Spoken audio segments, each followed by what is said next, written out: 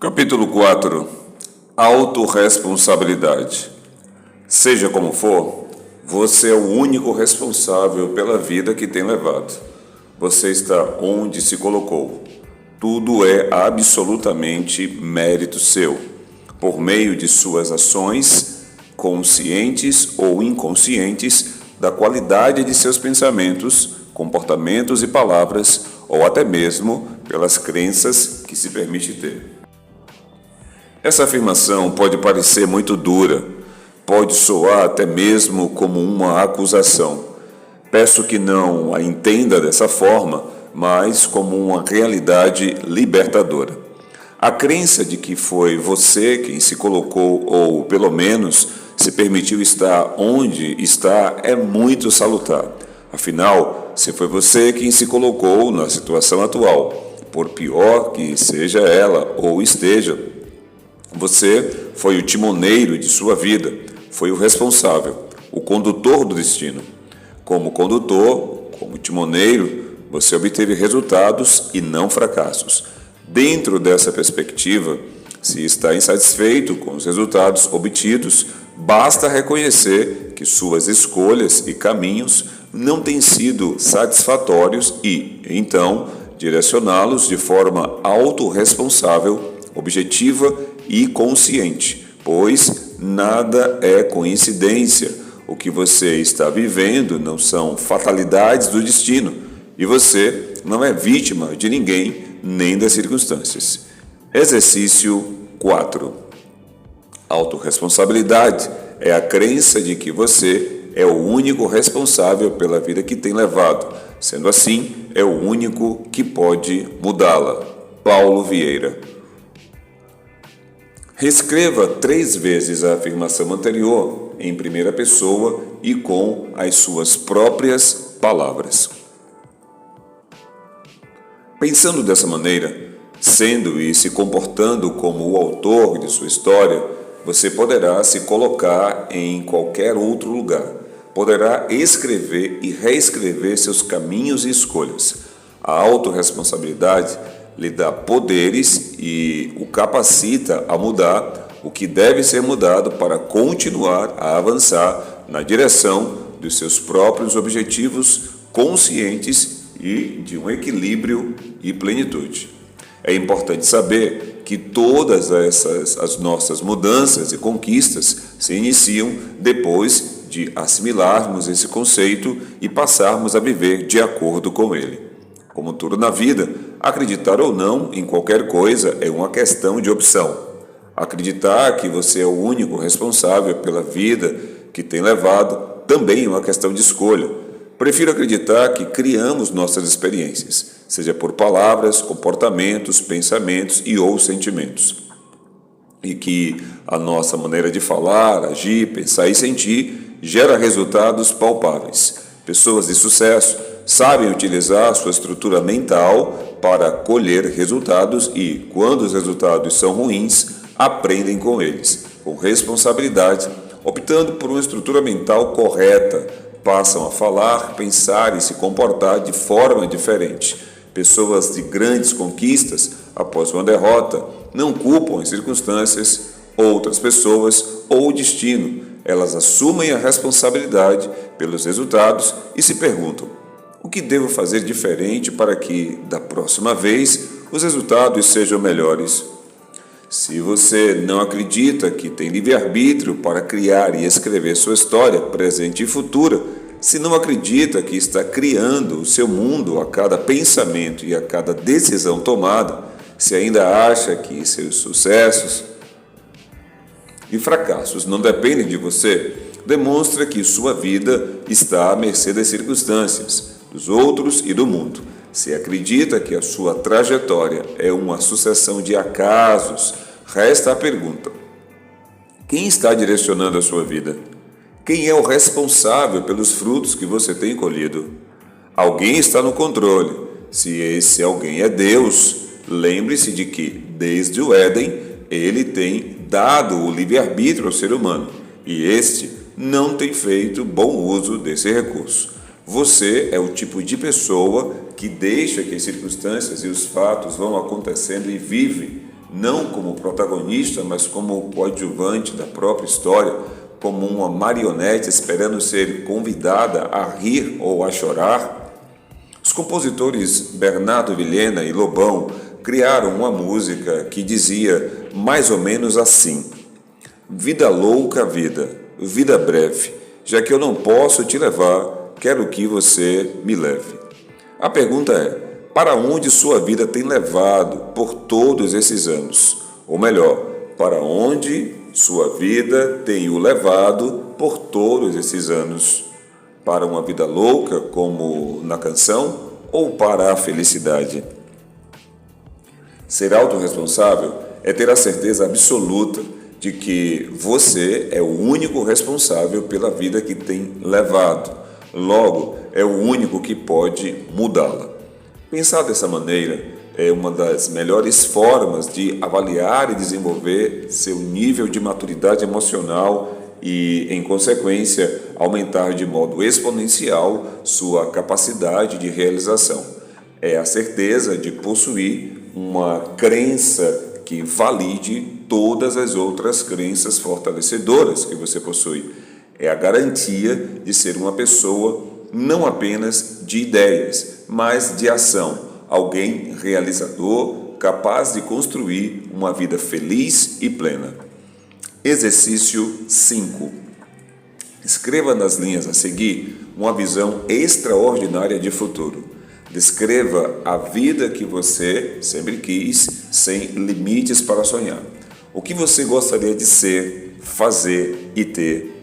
Quais são os seus sonhos mais ousados? Pense nisso sem críticas e sem limitar suas possibilidades. Apenas escreva a visão da sua vida extraordinária. Agora, compare essa visão com a vida que tem levado.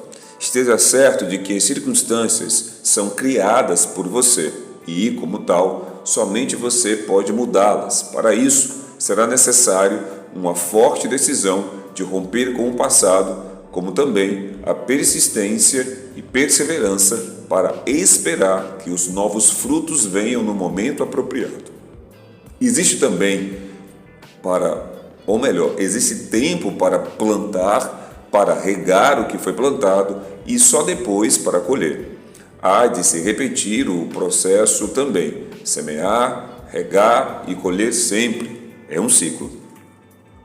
Uma história de autorresponsabilidade.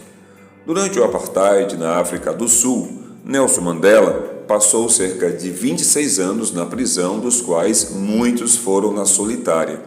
Ao invés de lamentar-se e sentir-se uma vítima indefesa, ele se colocou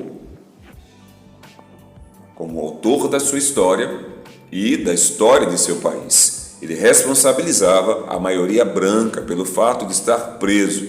Entretanto, se considerava o único responsável pelos seus sentimentos, pensamentos e atitudes na prisão e sobre o que faria quando saísse de lá. Ele via seus amigos de prisão sucumbirem, enquanto isso, preparava-se para ser o primeiro presidente negro da África do Sul. Estudou administração pública, direito internacional, direito penal e muitas outras matérias importantes para o seu futuro, ainda encarcerado. Quando seus colegas e até mesmo os guardas o viam com tanto bom humor e felicidade, lhe diziam: Mandela, acorda, você está na prisão, daqui só sai para o seu funeral. Outros, querendo entender tanta determinação e felicidade, questionavam: como você faz para estar sempre tão bem? E ele respondia: meu corpo eles podem ter prendido, mas a minha mente, pensamentos e sentimentos, sou eu quem controlo. Ele continuava: posso responsabilizá-los pelas suas atitudes, porém, eu sou o único responsável pelos meus sentimentos. Que tal fazer esse poderoso conceito presente na trajetória das pessoas de grandes realizações para a sua vida? Quando os acontecimentos não geram os resultados que esperamos, quando nossa vida não está como gostaríamos, temos duas possibilidades: A primeira é assumir a responsabilidade pelos resultados e aprender com eles. A outra é achar um culpado, encontrar alguém para criticar e responsabilizar. Tenho treinado, orientado e feito coaching com centenas de executivos bem-sucedidos e percebo cada vez mais a diferença entre os prósperos e os que ainda não enxergaram todas as suas potencialidades. Os limitados normalmente pensam muito, refletem sobre tudo e sobre o que pode não dar certo. Dessa maneira, tornam-se peritos em justificar suas falhas e explicar o porquê de as coisas não acontecerem como eles haviam calculado. São pessoas de grandes ideias, porém de pouca realização. Esse tipo de profissional costuma ajudar seus colegas, dar sugestões, mostra onde eles estão errando e o que precisam fazer para terem êxito.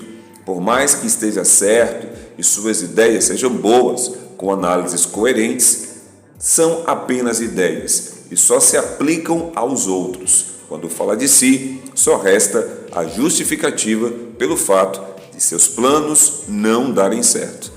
Uma grande ideia, oriunda de uma profunda reflexão, sem uma ação para colocá-la em prática, é o mesmo que frustração. Já as pessoas de sucesso geram boas ideias. Talvez não sejam as melhores ideias, talvez nem sejam suas, porém são capazes de colocá-las em prática, de fazê-las acontecer. Se não obtiverem os resultados esperados, não reclamam, muito menos se justificam. Pessoas de sucesso assumem que estão onde se puseram e, com humildade e sabedoria, buscam aprender com seus erros para que, da próxima vez, possam obter resultados melhores. Lembre-se, as pessoas de sucesso não costumam desistir de seus objetivos. Elas aprendem com seus erros e perseveram, persistem nos seus objetivos, só que dessa vez fazendo diferente, comportando-se, pensando e sentindo diferente. O nosso cérebro se divide em dois hemisférios. O hemisfério esquerdo é o lado do cérebro responsável pela lógica, a memória, a sistematização e a reflexão.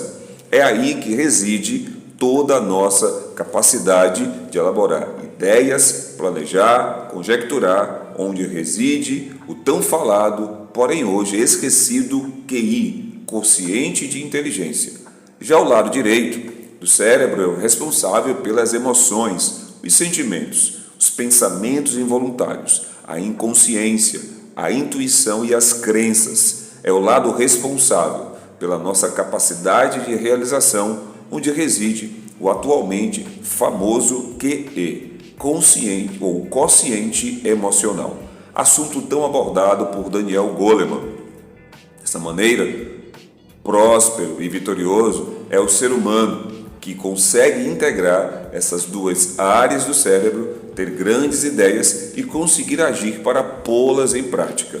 Se eu tivesse, porém, que escolher entre ter grandes ideias, reflexões ou ser realizador, eu elegeria o hemisfério direito e a capacidade de realização, mesmo que fosse um realizador de ideias medíocres.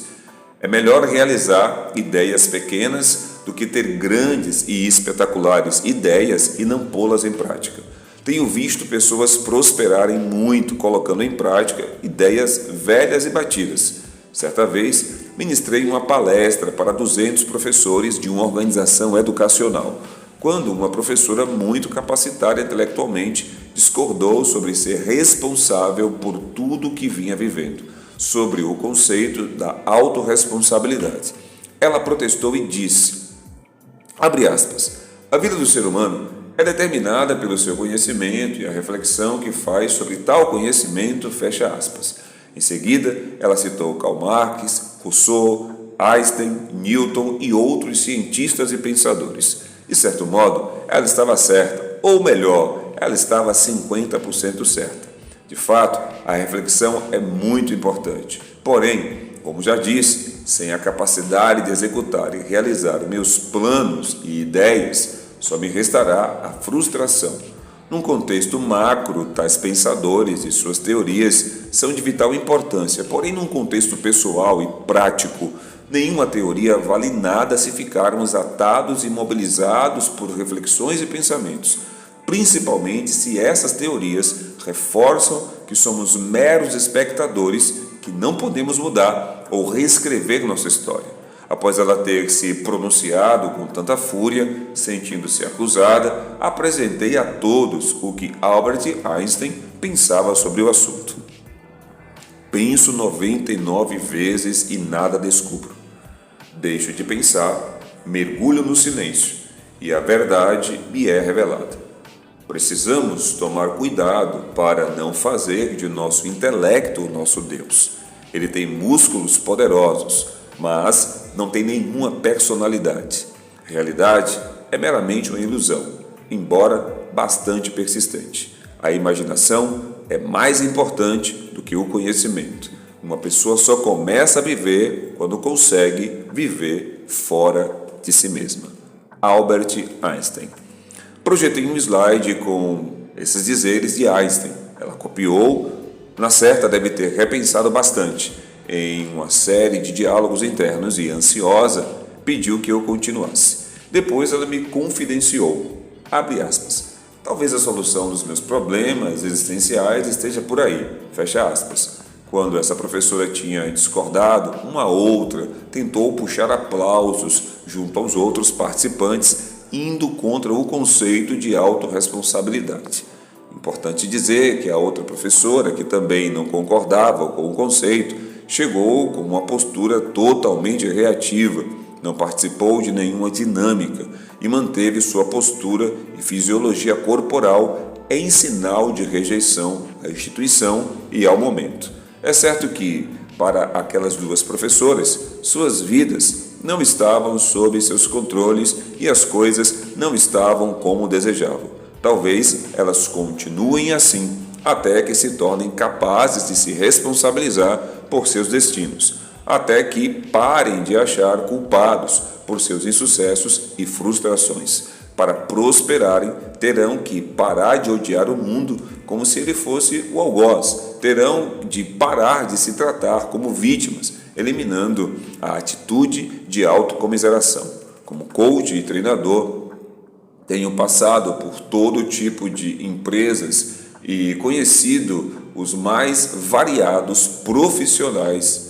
Os autorresponsáveis são otimistas e motivados, independente das circunstâncias. Mesmo que não estejam sendo remunerados a contento, eles dão o seu melhor. Mesmo que não sejam reconhecidos pela organização, continuam sendo produtivos e alegres. E quando as circunstâncias se tornam adversas e não interessantes, eles optam por não reclamar, não criticar, muito menos culpar a empresa ou dirigentes por se sentirem como se sentem.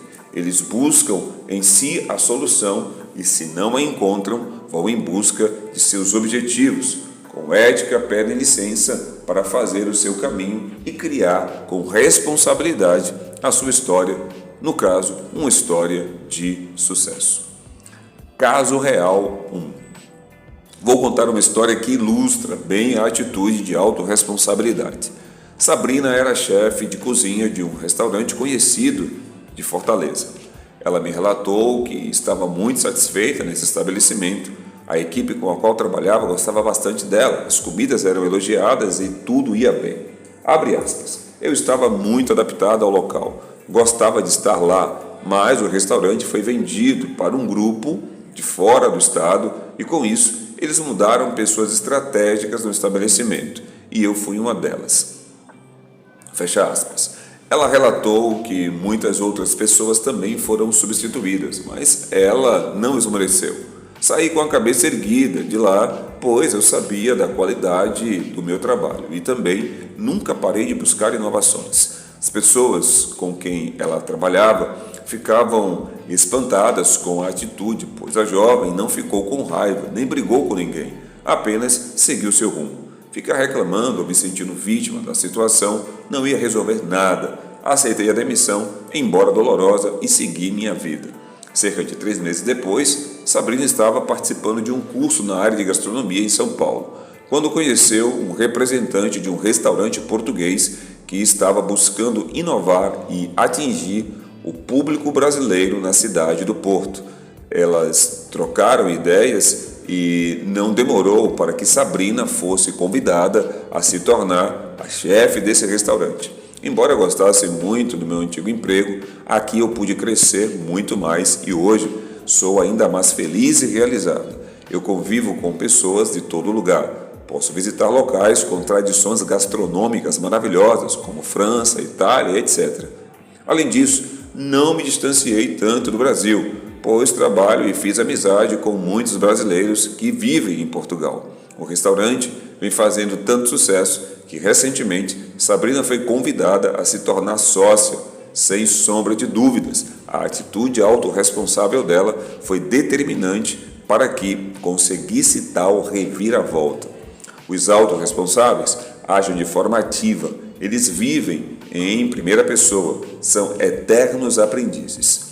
Tenho visto muitos vendedores reclamando de suas empresas, de seus preços não competitivos, de seus produtos, de seus chefes. Entretanto, tenho visto outros dentro das mesmas empresas e das mesmas equipes, gerando grandes resultados com as mesmas condições, circunstâncias e recursos.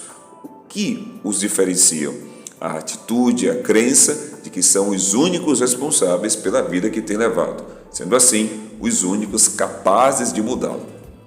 Na tempestade, o pessimista reclama do vento, o otimista espera a tormenta passar e o autorresponsável ajusta as velas. Paulo Vieira, adaptação.